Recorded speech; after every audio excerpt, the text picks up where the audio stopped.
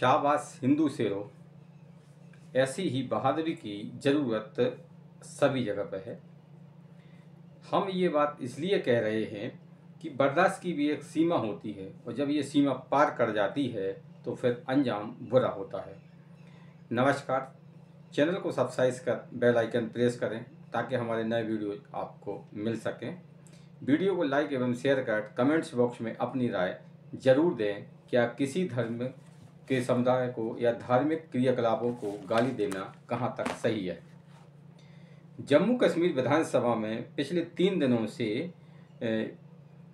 वक्फ संशोधन बिल ये जो अब कानून बन चुका है पर हंगामा हो रहा है।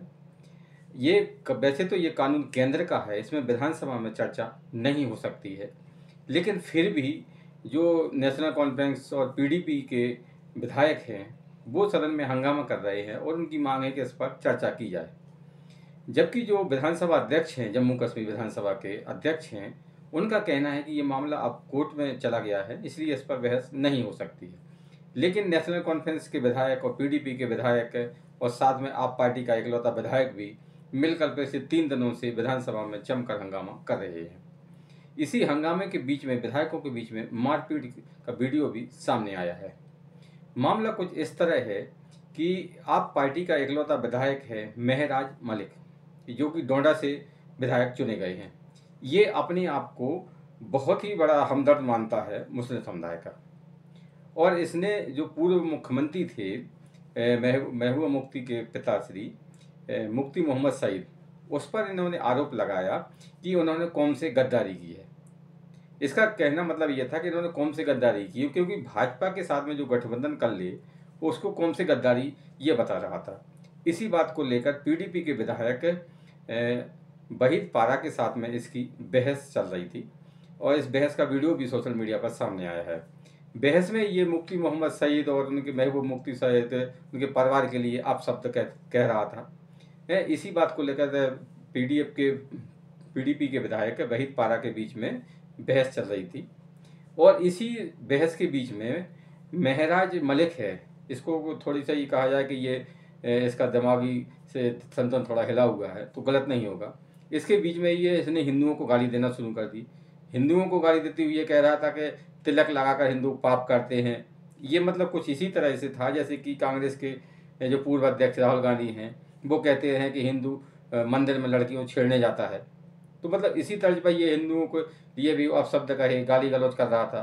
पहले तो इसको भाजपा विधायक ने समझाने की कोशिश की, लेकिन जब नहीं माना तो फिर इसकी आज जमकर पिटाई हुई। और ये होना भी चाहिए। हिंदुओं को आप क्यों टारगेट करते हैं? आप राजनीति करिए, राजनीतिक मुद्दों पर बहस करिए, लेकिन हिंदुओं को हर जगह टारगेट करना अब ये देश में नहीं चल पाएगा। और हिंदुओं ने फिर इसकी जमकर कुटाई की।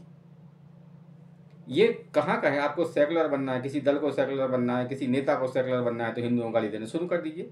अगर आप में हिम्मत है तो किसी अन्य समुदाय को आप गाली देकर देखिए, उनके धार्मिक क्रियाकलाप के बारे में कुछ बोल के देखिए, आपको समझ में आ जाएगा। सबके लिए हिंदू ही आसान टारगेट होता है। तो हिंदुओं जो शेरों, मैं तो ये कहूँगा कि भाजपा के हिंदू शेरों, आपने बहुत अच्छा किया। जो कोई भी हिंदुओं के धार्मिक क्रियाकलापों को, हिंदुओं को, तिलक को वगैरह को अपशब्द कहेगा हैं, उसके लिए अब यही सजा है। क्योंकि ऐसा देखा गया है कि कोई सेकुलर बनने के लिए कोई रामायण पर पसंद है, कोई रामायण को पन्ने जला रहा है, कोई कुछ कर रहा है। आखिरकार हिंदुओं के धार्मिक कलापों से आप लोगों को क्या चिढ़ है? हिंदुओं के वोट तो चाहिए और हिंदुओं को ही कोसेंगे। हिंदुओं के लिए आप गाली गलौज करेंगे, ये तो अब ये नहीं चल पाएगा। इसलिए जो भाजपा के विधायकों ने किया वो बहुत ही अच्छा किया। महराज मलिक भी कह रहा है कि मेरे साथ में मारपीट की गई। जब आप एक पूरी कौम को गाली देंगे, उनके धार्मिक जो क्रियाकलाप हैं उन पर आप सवाल उठाएंगे, उनके लिए आप शब्द कहेंगे, ये कहाँ का है कि हिंदू तिलक लगाकर पाप करता है? क्या बाकी कौमें सब ईमानदारी से चलती हैं, वो कोई पाप नहीं करती हैं?